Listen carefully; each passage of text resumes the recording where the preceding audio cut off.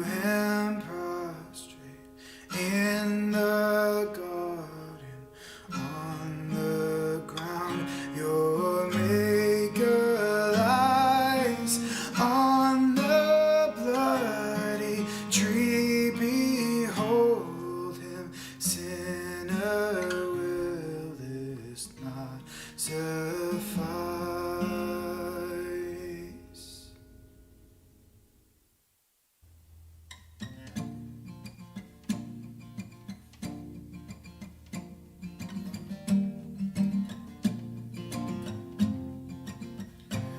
Alas, did my Savior bleed, and did my sovereign die?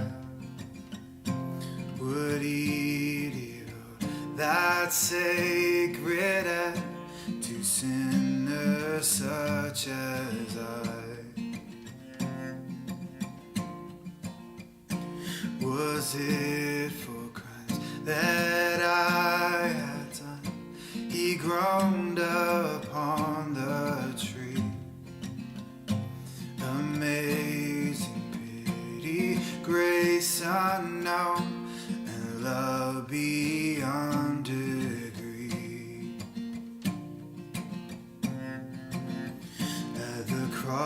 At the cross, where I first saw the light, and the burden of my heart rolled away. It was there by faith I received my sight, and now I am happy all the day. Well, might the sun in darkness hide and shut his glories in, when Christ the mighty Maker died for man, the creature's sin. At the cross, where I first saw the light, and the burdens of my heart rolled away. It was there by faith I received my sight. Hey guys, here.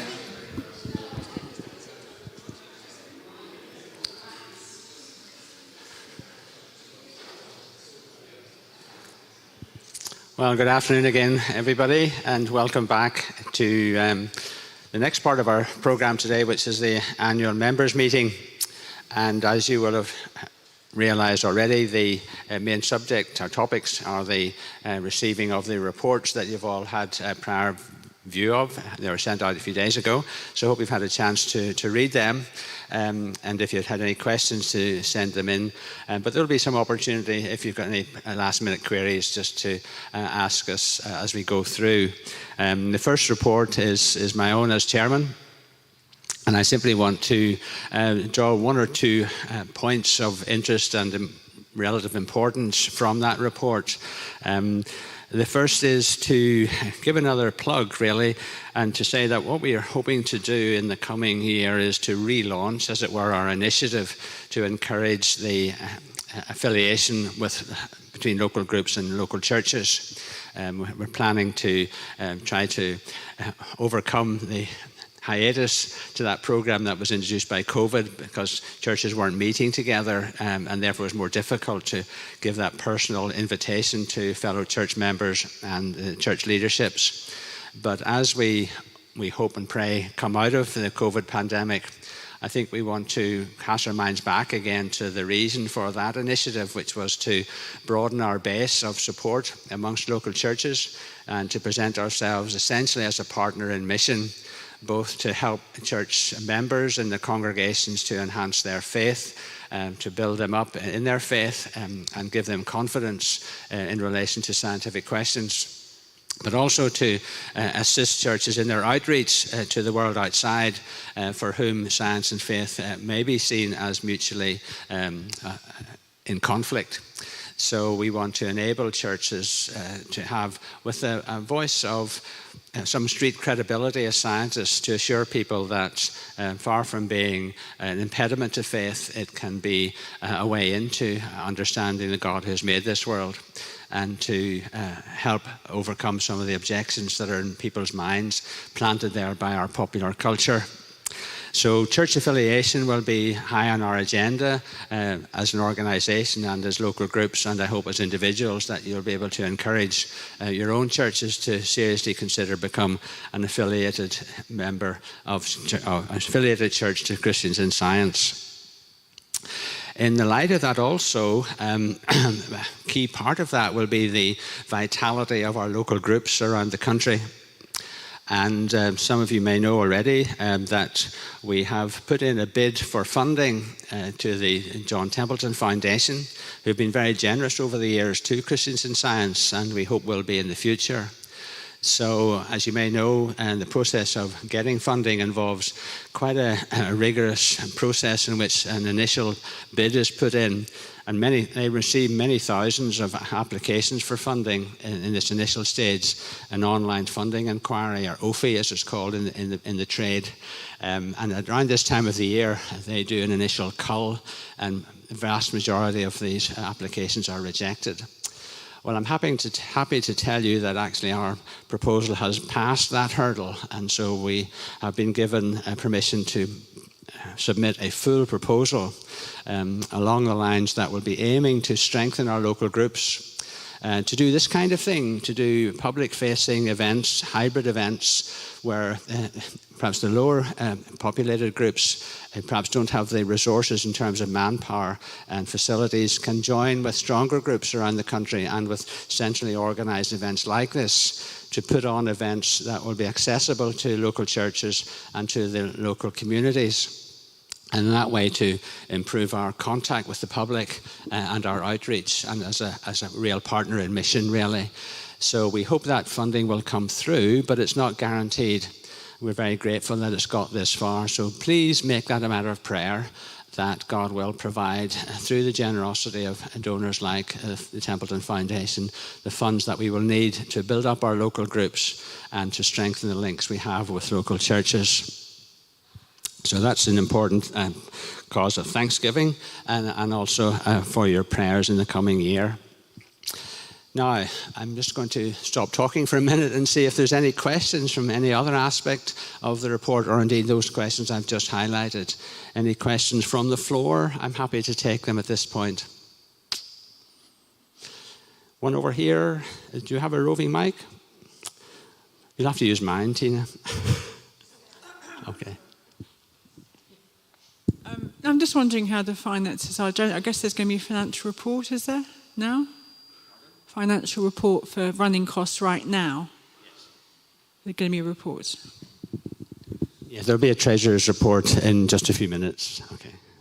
So again, you've had a paper copy of that, or an electronic copy, and if you've got some questions, then Stephen, our esteemed treasurer, will be able to deal with them. He's over here in the audience. Any other questions on the chair's report? I'm going to take that as a no. Thank you very much. And I'm going to then pass on to the next item, which is our secretary's report, again, which I hope you've had a chance to read. And if there are any questions, our esteemed secretary, Diana Briggs, will be on hand here to answer them. Any questions for Diana? I'm going to take that as a no as well. Thank you very much.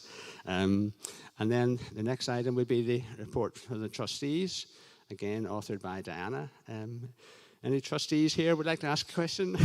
Or any queries on the report to the trustees? Again, I see no hands coming up. So thank you, Diana, for those reports. And but if a question does occur to you, do feel free to drop an email to Diana or to myself, and we'll do our best to answer them. And then we come to the highlight of the day, which is the Treasurer's report. So you all cast your eyes down the spreadsheet, and I think we want to take on board the fact that overall our reserves are decreasing, so the financial resources available to us is on a steady decline, and that's one reason why we need to treat urgently the need to broaden our base of support, both amongst members and friends and local churches, rather than relying upon the occasional input from grants. So please make that a matter of personal concern. If you want to consider perhaps increasing your donations on top of your membership fee, that would be much appreciated. And remember to use gift aid and all the devices that we can to optimize our financial input. Any questions for Stephen on the financial report? Just one from Tina. Okay.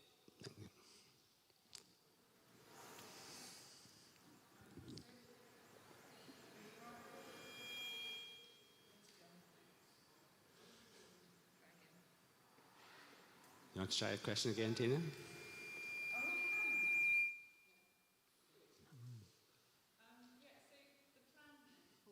The church's support financially. So we're hoping the churches will have a voluntary donation to be an associate. Do they have to, is there a threshold you set, or you just hope that they're going to be generous?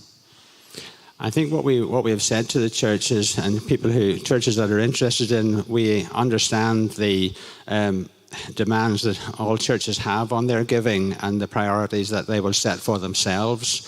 Many of them have existing commitments to mission outreach and other areas of concern that they want to support. And so really it will be up to the individual church to assess their level at which they would want to financially contribute to Christians in Science.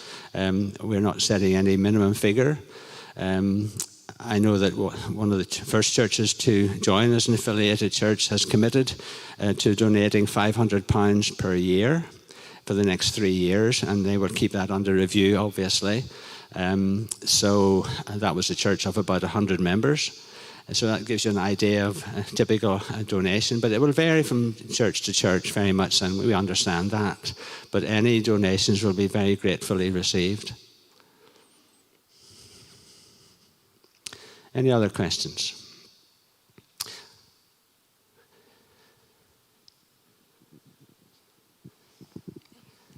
Having been a trustee, I should know the answer to this, but I've forgotten. So I thought I'd ask the question anyway. What is the cost of running CiS year on year? What amount of money do we need to bring in to keep operating? Because that's something I'm never very clear on. Okay. I think Stephen will correct me if I'm wrong here, but the figure that I recall is that we require an annual income of an order of £80,000 per year. That was the figure a year or two ago. Is that about right, Stephen? Yep. So we're looking to be self-sustaining with an income of £80,000 per year.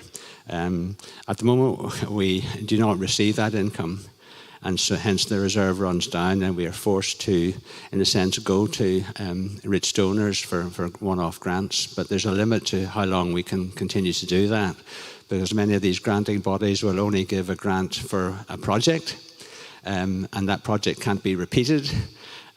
So there's a limit to how much we can rely upon donating foundations like that. So we really need to become a self-sustaining organisation, and that's a challenge for us as we go into the next few years.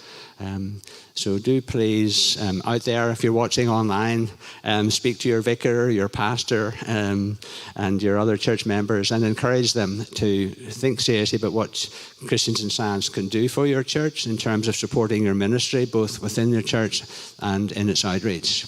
We are here to help. We have local groups around the country who'd be more than willing to get involved with you and to put on local events. My own church did something like that with the other churches in the village, and it was a very successful way of bringing churches together in a non-denominational Christian environment where we were able to work together for God's kingdom. So I recommend that to you. So that's the figure we're aiming for, something of the order of £80,000 per year. Another question. Gift aid. I understand we only claim it on donations. All the other organisations I subscribe to, both Christian and other, I don't seem to have this division between membership fee and donations. So are we sure that we can't claim gift aid on the whole of our things, the money we pay? I think my understanding of the law, which is very imperfect, and Stephen will correct me again if this is wrong, that a donation to a charity is eligible for gift aid. The purchase of a membership or of any other service is not accessible to gift aid. So in a sense, when you join a club, say a golf club or something like that, you can't claim your membership fee as a gift aid. So the two kinds of giving are separate in our tax regime, for understandable reasons, of course. So that's why there's a minimum subscription that will cover the cost of producing the journal and posting it out to everybody and so on, and certain basic running costs. But we need more than the subscriptions to keep afloat. Hence, donations are an essential part of maintaining our organisation. But because we are a registered charity, a donation can qualify for gift aid. So I hope that explains the difference.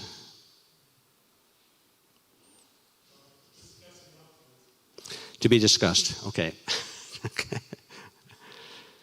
If you've got some clever tax accountants or lawyers in the audience, then we can speak to us afterwards. But that's our current understanding of the situation. Any other questions on the financial, the Treasurer's report?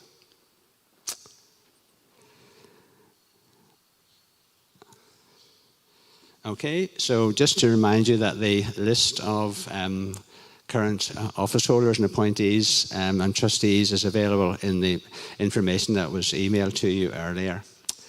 So without further ado, I think we will draw this part of the programme, the members' meeting, to a close. This is your last chance to ask a question formally. Otherwise, you'll have to ask me afterwards. Thank you very much. So our members' meeting is now closed. We really have to speak up, Sven. Okay. So in just a minute or two, we'll be starting the next part of our programme with the Oliver Barkley lecture. So be with us in a minute or so. Thank you.